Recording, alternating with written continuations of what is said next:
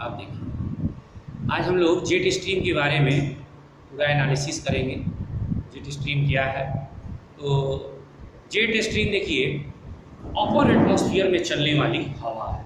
Upper atmosphere का मतलब क्या हो गया? ऊपरी वायुमंडल। ऊपरी वायुमंडल में चलने वाली हवा है। कहाँ चलता है ऊपरी वायुमंडल में? कहाँ चलता है? तो हम लोग ट्राइसेलियर मेरिडोनियल सर्कुलेशन में 3 सेल के बारे में पढ़ चुके हैं। Hadley cell, Ferrel cell, polar cell. इन तीनों सेल में अपर एटमॉस्फेयर में चलने वाली हवा है। और इसका आप स्पीड पर थोड़ा सा ध्यान दे दें। स्पीड जो है इसका जेट एयरक्राफ्ट जैसा बहुत तेज होता है। मैक्सिमम स्पीड आप देखेंगे 480 किलोमीटर पर आवर्स होता है, 480 किलोमीटर पर आवर्स। और जहाँ मिनिमम स्पीड पर बात करेंगे तो 108 किलोमीटर प्रति घंटा होता है। तो ये स्पीड की बात कर लें। और जरा सा इसका देखिए, तीसरा पॉइंट हम लोग देख रहे हैं जेट स्ट्रीम का डिफिनीशन फॉर्म करने के लिए कि ये नदी की तरह चलता है। नदी का मतलब स्ट्रीम की तरह, स्ट्रीम की तरह चलता है। जैसे यहाँ पर देखिए, और भी कॉम्प्लिकेटेड भी हो सकता है, इससे भी ज़्यादा वो घुमावदार हो सकता है। तो ये नदी स्ट्रीम की तरह चलता है, इसलिए इसका नाम, इस हवा का नाम स्ट्रीम भी आ गया। स्पीड ज़्यादा है तो जेट स्ट्रीम हो गया। और आपको अपर एटमॉस्फेयर में हेडली सेल में भी चलता है। जैसे कि यहाँ हम लोग देखें, Hadley cell, Ferrel cell, polar cell, तीनों सेल में अपर एटमॉस्फेयर से चलता है। इसका मतलब है कि जेट स्ट्रीम का base try cellular meridional air circulation हम लोगों को दे रहा है। समझ में आ गया होगा? यानी ये जेट स्ट्रीम अपर एटमॉस्फेयर का एयर सर्कुलेशन है। ट्राई सेलुलर में अपर एटमॉस्फेयर का एयर सर्कुलेशंस को अगर आप ले लें तो वही जेट स्ट्रीम। क्लियर हो गया ये पॉइंट? अब हम लोग आते हैं खोज पर, कैसे इसका डिस्कवरी हो गया। तो इसका डिस्कवरी के संदर्भ में अगर आप देखेंगे तो सेकेंड वर्ल्ड वार हुआ। अमेरिका का एयरक्राफ्ट, अमेरिका जेट एयरक्राफ्ट, वो जापान पर बम गिराने के लिए जा रहा था, यानी जापान की ओर जा रहा था। हिरोशिमा और नागासाकी 2 जगह हम लोग जानते हैं। दोनों पर पहले लिटिल बम गिरा दिया गया, फिर फैट बम गिरा दिया गया। हिरोशिमा पर लिटिल गिरा दिया गया, नागासाकी पर फैट गिरा दिया गया। और जब वो जेट एयरक्राफ्ट वापस आ रहा था जापान से, तो उसका स्पीड अचानक बढ़ा हुआ मिला। जब जापान की तरफ जा रहा था, टुवार्ड्स जापान था, तो उसका स्पीड कम था।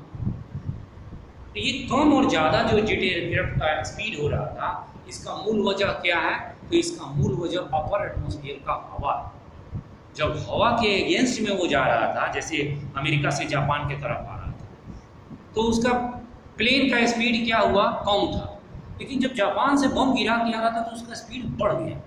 यानी वो वेस्ट से ईस्ट की तरफ जा रहा है, यानी वेस्ट से ईस्ट की तरफ कोई हवा जा रहा है। जापान अमेरिका के संदर्भ में वेस्ट हो गया और अमेरिका जापान के संदर्भ में ईस्ट हो गया। तो जापान से अमेरिका जब जा रहा था वेस्ट टू ईस्ट, तो उसका स्पीड बढ़ गया।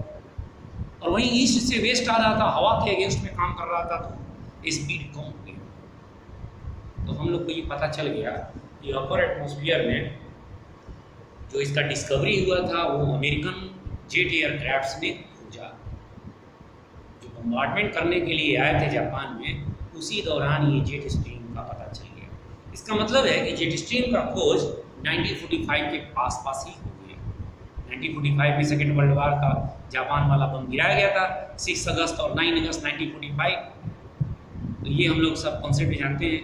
6 अगस्त को लिटिल बम मार दिया गया हिरोशिमा में, फैट बम नागासाकी पर 9 अगस्त आफ्टर 3 डेज। तो ये घटना से जेट स्ट्रीम का खोज भी हो गया। अब आइए नेक्स्ट पॉइंट। अब हम लोग जो नेक्स्ट बिंदु पर बात करेंगे, फीचर्स पर। जेट स्ट्रीम का फीचर्स क्या है? फीचर्स का मतलब है विशेषता। तो जेट स्ट्रीम का अगर हम लोग फीचर्स पर ध्यान दें, पहला फीचर्स को हम लोग बात करेंगे तो सबसे पहले तो jet stream carry the air as the form of stream. Stream के फॉर्म में वो कैरी करता है एयर सर्कुलेशन, यानी जेट स्ट्रीम जो सरिता होती है या नदी होती है, नदी के समान उसका प्रवाह होता है। एक पॉइंट हो गया। दूसरा पॉइंट में आइए, हाई स्पीडी होता है, यानी उच्च प्रवाह होता है, इसका उच्च गति होता है प्रवाह का। जो आप देखते हैं कि 480 किलोमीटर प्रति घंटा से लेकर 108 किलोमीटर प्रति घंटा तक वैरी होता है। सेकेंड पॉइंट हम लोग को पता चल गया। नेक्स्ट पॉइंट में आप देखेंगे कि मिडल में जो एक हवा प्रवाहित हो रहा है उसके मिडल में हाई स्पीडी होता है, जबकि लेटरल पार्ट में यानी किनारे की तरफ, पार्श्विका की तरफ उसका स्पीड कंपैरेटिवली कम होता है। और रिवर में भी आप इसी चीज तक को पाएंगे। नदी में जब पानी बहता है उसमें भी आप मिडल में बहुत ज़्यादा रफ्तार होता है, लेटरल की तरफ स्पीड कम होता है। नहीं तो अगर उतना स्पीड रहे तो किनारा बहुत ज़्यादा कट जाए। तो सिस्टम ने, नेचर ने जो दिया है वो भी बहुत अच्छा किया है। तो ये भी एक कैरेक्टरिस्टिक्स आप देख लीजिए कि मिडल में स्पीड उसका बहुत ज़्यादा होता है, जबकि लेटरल यानी पार्श्विका के तरफ कम होता है। नेक्स्ट देखेंगे, ये जो प्रवाहित होता है वो नैरो बेल्ट में होता है, सकरी पट्टी बनाता है। ऐसा नहीं है कि हर जगह वो जेट स्ट्रीम मिलेगा अपर एटमॉस्फेयर में, एक नैरो बेल्ट में वो बहता है, सकरी पट्टी के रूप में बहता है। तो ये हम लोग को पता चल गया। अब जरा सा और देखिए, जो जेट स्ट्रीम ऊपरी एटमॉस्फेयर में चल रहा है, अपर एटमॉस्फेयर में चल रहा है, उसमें देखेंगे कि वर्टिकली जो है अप और डाउन जो हो रहा है, इसको हम लोग हिंदी में कहते हैं लंबवत पवन अपरूपण, वर्टिकल विंड शियर। अपरूपण को शियर कहते हैं, SHEAR, विंड शियर। तो ये जो वर्टिकली होता है वो 5 मीटर से लेकर 10 मीटर पर सेकेंड होता है, वर्टिकल में अप डाउन होना, यानी इतना तक वेरी होता है।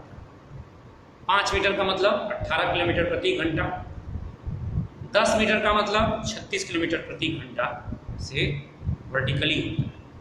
जबकि हॉरिजेंटली उसका वाइब्रेशन जो है ऐसे हॉरिजेंटली वाइब्रेशन जो आप देखेंगे वो 5 मीटर पर सेकेंड होता है, यानी 18 किलोमीटर पर सेकेंड होता है इधर हॉरिजेंटल में।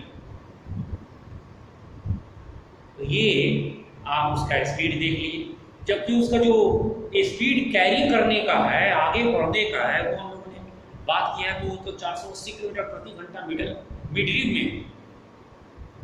रिम का मतलब मध्य में, और लेटरल एरियाज में यानी पार्श्विका किनारे की तरफ उसका स्पीड जो आप देख रहे हैं 108 किलोमीटर पर घंटा, यानी 30 मीटर पर सेकेंड। 108 किलोमीटर पर घंटा का मतलब 30 मीटर पर सेकेंड।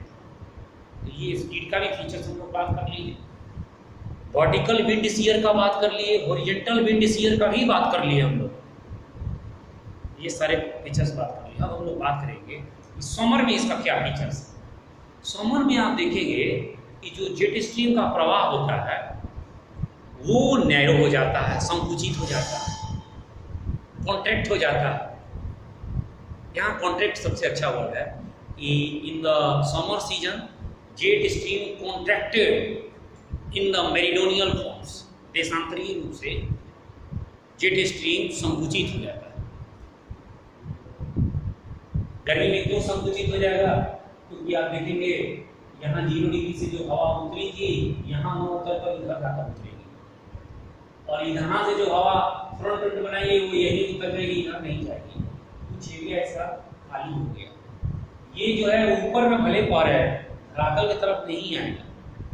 ऐसे ही यहाँ वाला जो है ये यहाँ चला जाता है 65 से 70 पर गर्मी में चला जाता है। ये एरिया यहाँ आ गया तो इसका भी एरिया क्या देख रहे हैं, कम हो रहा है, गर्मी में कॉन्ट्रैक्ट हो गया। जबकि विंटर सीजन में एक्सपैंड मिलेगा। नॉर्दर्न हेमिस्फीयर के संदर्भ में, उत्तरी गोलार्ध के संदर्भ में एक्सपेंडेड मिलेगा, पूरा एरिया को कवर करेगा, ज़्यादा उतरने का प्रयास करेगा। एयर प्रेशर बेल्ट यहाँ पर अगर आपको ध्यान है तो आप अच्छे से समझ सकते हैं। लेकिन वहीं यहाँ पर गर्मी में इधर जब हम लोग की तरफ ठंडा पड़ता है नॉर्थ की तरफ, तो इधर गर्मी का सीजन है, इधर फिर कॉन्ट्रैक्ट होगा, उल्टा होता है। और जब इधर कॉन्ट्रैक्टेड होगा तो इधर एक्सपेंडेबल रहेगा, क्योंकि आप जानते हैं कि जब नॉर्थ वार्ड सन रहता है तो हम लोग की तरफ समर, साउदर्न हेमिस्फीयर की तरफ जब हो जाएगा साउथ वार्ड सन तो उधर गर्मी हो जाएगा। तो इसका मतलब है कि गर्मी में जेट स्ट्रीम संकुचित होता है जिधर भी गर्मी पड़े। अगर नॉर्थ हेमिस्फीयर में पड़ रहा है तो नॉर्थ हेमिस्फीयर का कॉन्ट्रैक्टेड होगा, साउथ हेमिस्फीयर में पड़ेगा तो साउथ हेमिस्फीयर का कॉन्ट्रैक्टेड होगा।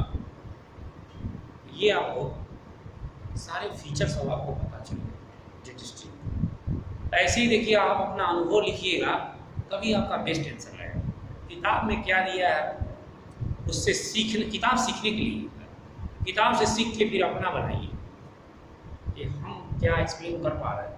जिस दिन आप मेरे जैसा एक्सप्लेन करने लगिएगा ये ऐसे होता है तो आपको एग्जाम में प्रेशर ही नहीं रहेगा, बड़ा इजीली वैज्ञानिक कंसेप्ट लिख। नेक्स्ट पार्ट देखिए, अब हम लोग आते हैं types of jet streams. Types of jet stream में 3 तो आपको यही दिख रहा है। ये ट्रॉपिकल, इसको ट्रॉपिकल 30 से 30 डिग्री वाला एरिया इसको क्या कहा जाता है? ट्रॉपिकल एरिया, उष्णकटिबंध हिंदी में। ट्रॉपिकल मीन्स गर्मी वाला क्षेत्र, उष्णकटिबंध। सूरज का लाइट इधर आएगा तो ट्रॉपिकल है।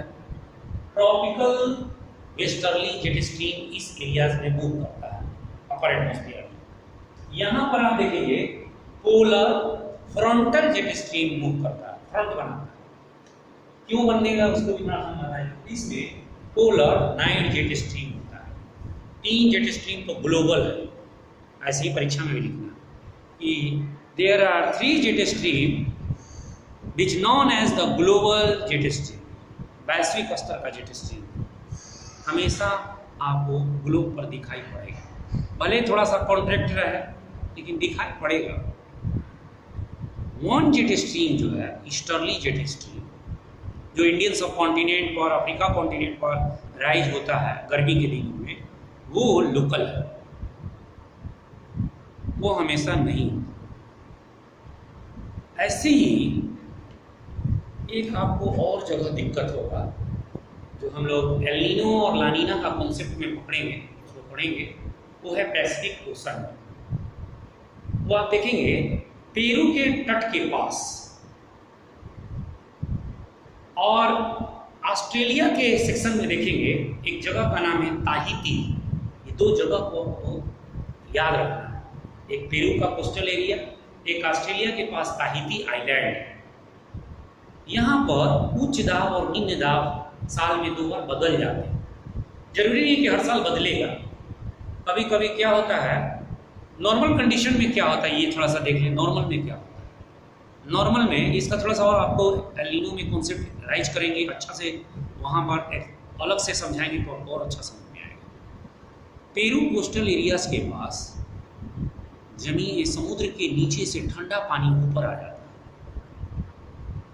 ठंडा पानी समुद्र के नीचे से आ जाता है, जिससे वहाँ देखेंगे हाई प्रेशर क्रिएट होता है।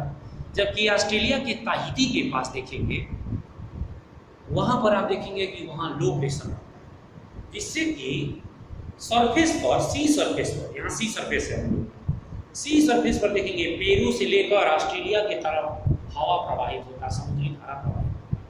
और चूंकि ताहिती के पास लो प्रेशर है तो यहाँ से हवा ऊपर जाएगा और वो भी एक जेट स्ट्रीम में कन्वर्ट हो जाता है और वो पेरू के पास उतरता भी है। इस तरह से पेरू पर उतरने वाला हाई प्रेशर भी है और समुद्र के नीचे से भी ठंडा पानी आ रहा है। इससे आप देखेंगे पेरू कोस्टल के पास हाई प्रेशर रहता है, ताहिती के पास लो प्रेशर रहता है। ये एक लोकल स्तर का जेट स्ट्रीम बना है साउदर्न हेमिस्फीयर में। जबकि नॉर्दर्न हेमिस्फीयर में हम लोगों ने बात क्या किया है, ईस्टर्ली जेट स्ट्रीम का बात कर रही है। ये भी एक जेट स्ट्रीम का फॉर्म लेता है जिसका नाम नहीं चर्चा बहुत कम जगह मिलेगा, लेकिन ये भी आपको एक जेट स्ट्रीम का ही टाइप है, जो कि सविंदर सिंह का किताब में भी चर्चा जेट स्ट्रीम के चैप्टर में नहीं किया गया। तो यहाँ पर अगर हम लोग उसको भी अगर ध्यान रखेंगे तो और वैज्ञानिक ढंग का उत्तर लिखेंगे। बड़े गोलमाल है ये दोनों कॉन्सेप्ट में, बहुत सारे किताब मिसगाइड कर रहे हैं हम लोगों को। जो विद्वानों का बहुत सारे किताब है, नाम नहीं होगा, बहुत जगह मिसगाइडिंग है और इसीलिए इस कॉन्सेप्ट को लड़का गलत ही लिख के आता है। इस पर हम लोग थोड़ा डिस्कस करेंगे। चलिए आइए हम लोग फिर से इन 4 पर फोकस करते हैं, कैसे बनता है ये चारों जेट स्ट्रीम। पहला नंबर हम लोग अपने देश का लेते हैं, क्योंकि उससे हमारा कंट्री का मॉनसून बहुत प्रभावित है। अपना ईस्टर्ली पर ही फोकस करते हैं। ईस्टर्ली जेट स्ट्रीम को समझने के लिए मैथ्स भी थोड़ा इंडिया वाला मैथ्स दे दीजिए।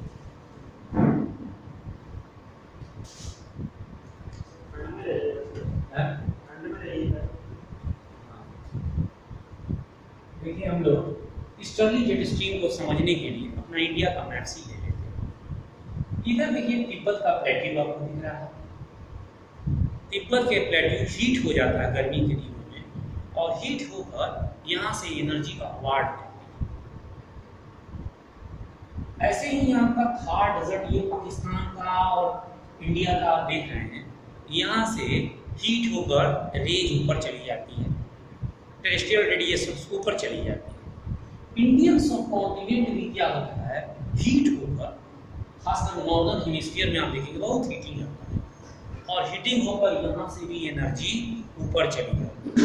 वो भी ऊंचाई पर जाकर 7 किलोमीटर की ऊंचाई पर जाकर वो भी हॉरिजॉन्टल हो जाती है, और वो होकर क्या करता है, वो अपर एटमॉस्फेयर में फ्लो करता है हॉरिजॉन्टली ओवर द इंडियन सब कॉन्टिनेंट, इंडियन सब कॉन्टिनेंट के ऊपर जाता है, और वो कहाँ उतरता है, इंडियन ओशन में उतरता है। इंडियन ओशन में किस लैटिट्यूड पर उतरता है, 2 डिग्री साउथ से लेकर 8 डिग्री साउथ के बीच में वो जो अपर एटमॉस्फेयर में हवा गई थी वो उतरती। ये ईस्टर्ली जेट स्ट्रीम है, यानी पूरब से लेकर पश्चिम की तरफ उतरती है। इसकी लगभग पूरब से पश्चिम की तरफ चाल करता है, और इससे क्या होता है, इससे ये होता है कि इंडियन ओशन पर हाई प्रेशर अच्छा से क्रिएट हो जाता है, क्योंकि वहाँ हवा उतर रही है, इतना दूर तक जाते जाते वो ठंडी हो गई इंडियन सब कॉन्टिनेंट पर, और जाकर 2 डिग्री से 8 डिग्री की रेंज में वो ठंडी हो जाती है, वो वहाँ पर डाउनवार्ड होती है, और डाउनवार्ड होती है तो वहाँ का हाई प्रेशर ज़्यादा क्रिएट कर देती है, और हाई प्रेशर जब ज़्यादा क्रिएट कर देगी तो ओशन की तरफ से इंडियन सब कॉन्टिनेंट की तरफ एयर सर्कुलेशन होंगे, चूँकि वो सी सरफेस से आ रहा है तो उसके पास मॉइस्चर भी है, और मॉइस्चर है तो ये ईस्टर्ली जेट स्ट्रीम हमारे रेन को बढ़ा देती है, इंक्रीज कर देती है। इसीलिए लो प्रेशर अच्छा से ब्यूल्ड होना भी इंडियन सब कॉन्टिनेंट पर फायदे है। अच्छा रेन प्राप्ति के लिए occurrence of the heavy rain in India, the easterly jet streams work as a supportive nature के रूप में काम करता है।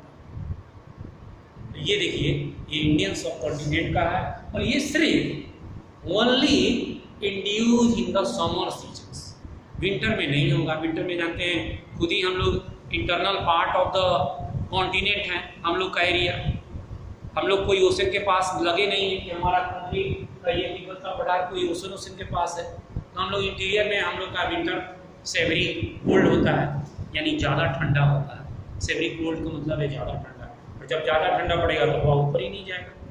यानी ये ईस्टर्ली जेट स्ट्रीम ग्लोबल नहीं, ये स्थानिक है, लोकल, और ये सिर्फ गर्मी के समय में ही उत्पन्न होता है।